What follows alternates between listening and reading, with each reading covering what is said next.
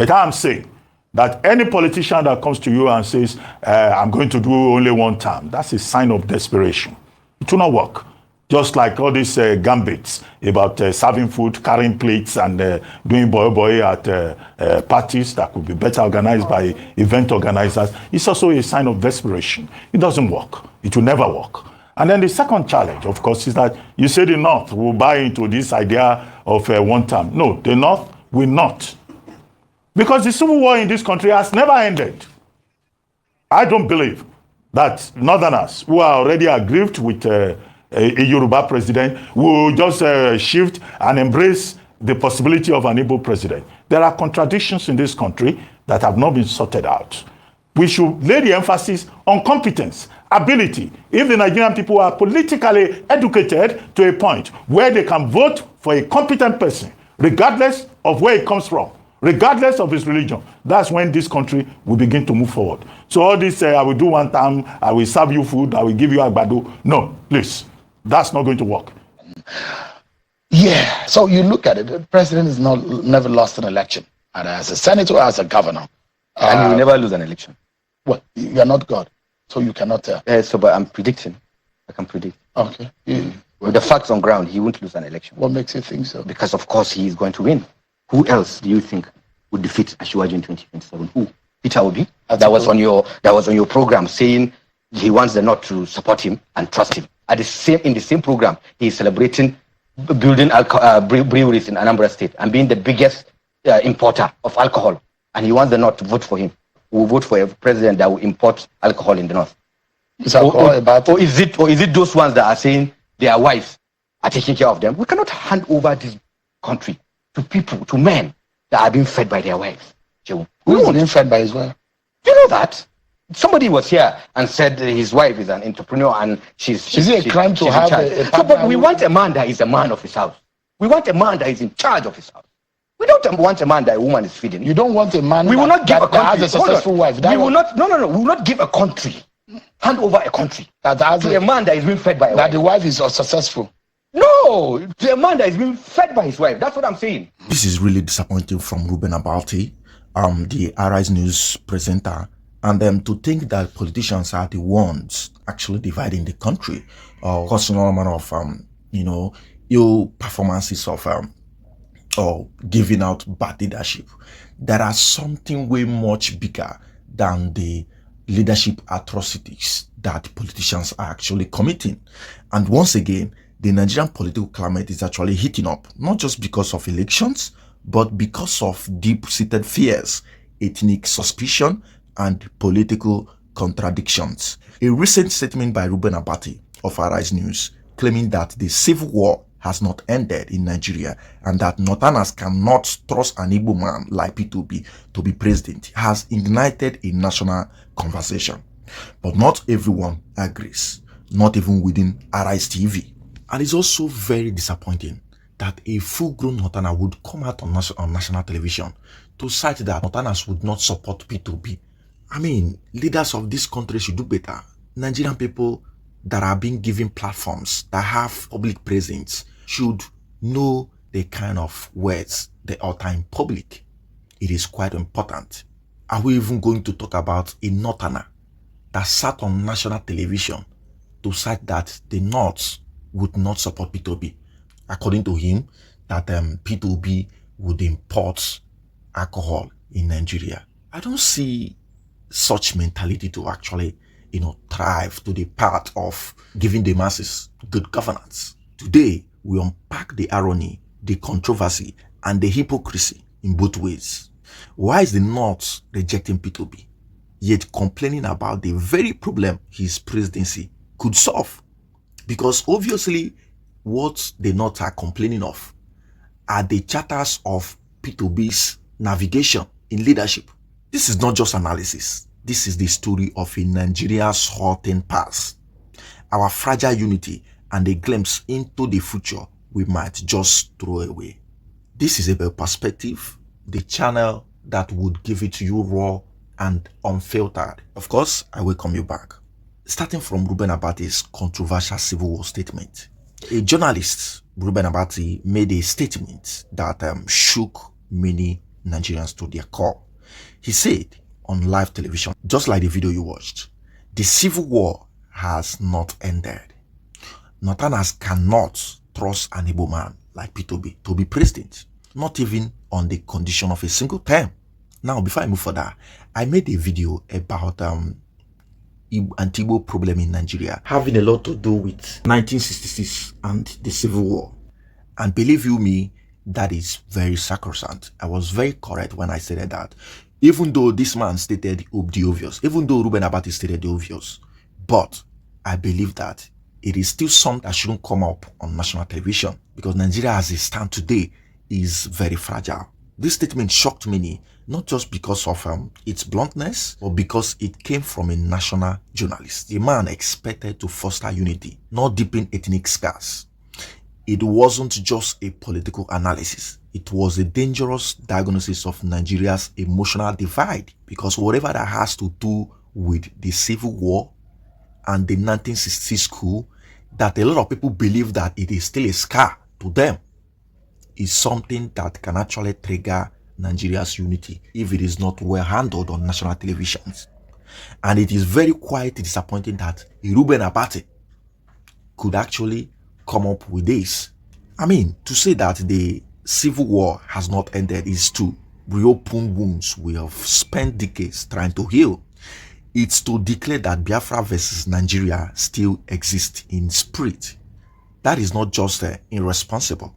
It is unpatriotic for Reuben Abati. This kind of rhetoric has the power to ignite tension, divide communities, and destabilize the democratic spirit of a united Nigeria. This is why many are calling for Reuben Abati to be sanctioned, not because he gave a political opinion, but because he used national television to fan the flame of ethnic distrust, and that we don't need in Nigeria at this time. Remember, I told you, it is very real, it is a fact, but it is not something that should come on play on national television. And it is very important to have it that a colleague of his, Rufai Oseni, kicked against it. I mean, not everyone sat back and nodded.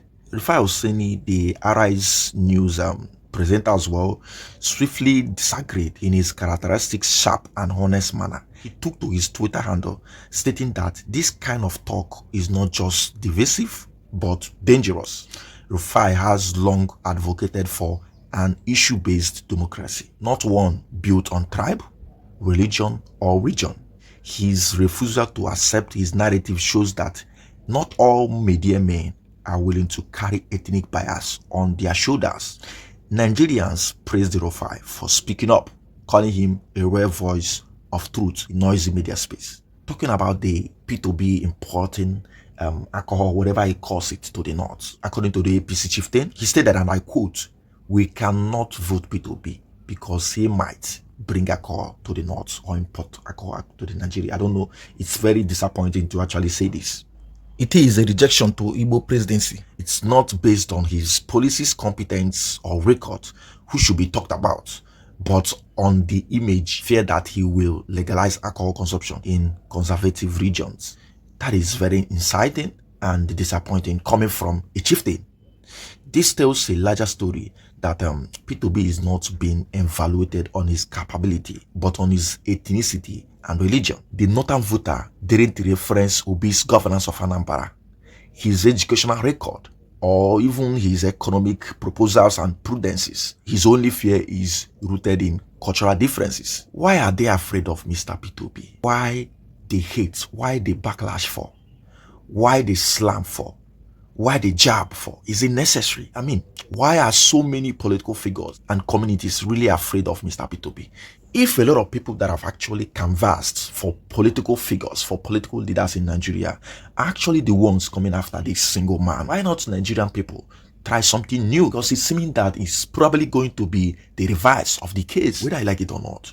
Mr. Peter Obi represents a shift, a disruption, a break from probably the turn-by-turn politics of Nigeria. He's frugal, transparent, and development-focused. He's not only loyal to old political mafias, north or south. He has promised accountability, cutting waste in governance, and focusing on infrastructure, education, of course, health standard of the system. For a political class feeding off coerce, Peter Obi is a threat. For voters brainwashed to think Igbo means secession, Peter Obi is printed unfairly. For those used to tribal voting, Peter Obi breaks the formula. And he did it in 2023. So it's really annoying that the Northerners are complaining, whereas they are complaining on the irony of the leadership failure in Nigeria, which someone they are rejecting is actually preaching for. I mean, it is a bitter irony. Today, many in northern Nigeria are openly complaining that President Tinubu has abandoned them in federal infrastructure and many other things. They say the Lagos-Calabar Coastal Highway is receiving billions. There is no single major project for the North. Tinubu has forgotten those who helped him win and all that. But the same region, complaining, rejected the one man who offered equity-based governance. This contradiction exposes the emotional voting patterns that continue to hold Nigeria back. Because our problem today is the voting pattern. While Peter Obi was talking about building roads, hospitals, and industries across all regions, many voters were more concerned with the Igbo ethnicity. So, watching all this comment coming from all these men, it is actually a core national crisis, and that shouldn't be welcomed. It must now be said that anti-Igbo sentiment is a national shame. From the Lagos elections where Igbos were threatened, national media refusing to imagine an Igbo presidency. That is really disappointing. I mean, Nigeria continued to punish a whole ethnic group politically, and yet when Igbo builds in the north, invest in the west, or lead in education, we applaud them. But when it's time for political leadership, suddenly we remember the stereotypes. Suddenly unity ends. How can a country move forward from this very biased mentality of its people?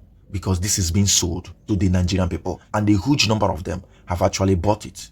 Imagine saying that war has not ended. I mean, I never wanted to actually, make a video on this, but I kept on asking myself every now and then, like, seriously, the civil war has not ended on that very cause for Nigerian Biafra war.